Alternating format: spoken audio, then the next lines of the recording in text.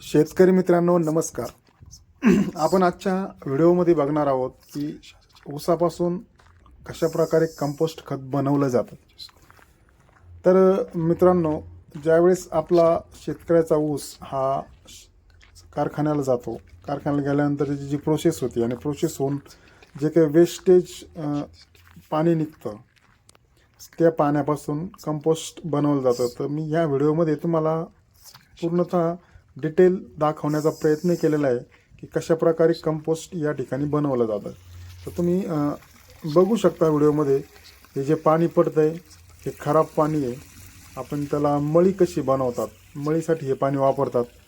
तर ही पाण्याची कशा प्रकारे या ठिकाणी त्यांनी व्यवस्था केलेली आहे बघा तुम्ही. आणि याच्यासाठी काय करतात ते माती, मुरमाची माती म्हणा किंवा बॉयलरमधून जे चुट्ट्या असतात त्या चुट्ट्या, त्यानंतर राख यांचे सगळं एकत्रित करून ते त्यावर मळीचं पाणी सोडलं जातं. आणि तुम्ही बघू शकता हे अशा प्रकारे कोरडं असतं, नंतर त्यावर पाणी मारले जातं. आणि या ठिकाणी तुम्हाला मशीन दाखवतो मी. या मशीनच्या साहाय्याने या ठिकाणी ते सगळं मिश्रण एकत्रित केलं जातं.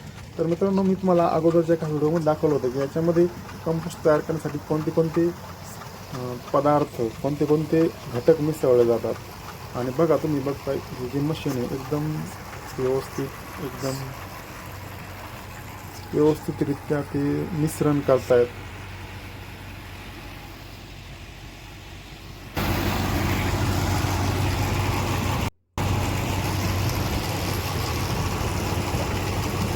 तुम्ही बघू शकता किती व्यवस्थित ते मिश्रण या ठिकाणी केलं जातं. आणि कमीत कमी 3-4 वेळेस एकत्रित फिरून त्यामुळे हे असे सुकं बनवतात. सुकल्यानंतर त्याच्या अशा बॅगा बनवतात आणि त्या बॅगा विक्रीसाठी तयार होतात.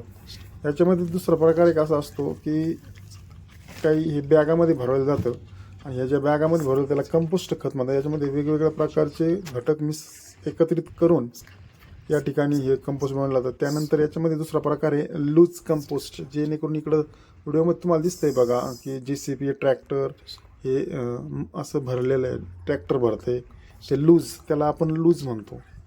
तर ते लूज कंपोस्ट आहे. तेही आपल्या शेतात जर टाकलं तर नक्कीच चांगल्या प्रकारे त्याचा उपयोग होतो.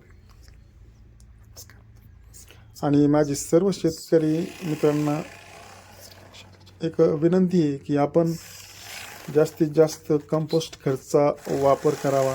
रासायनिक खतापासून खूप दुष्परिणाम आपल्या शेतीस होतात. हे सर्व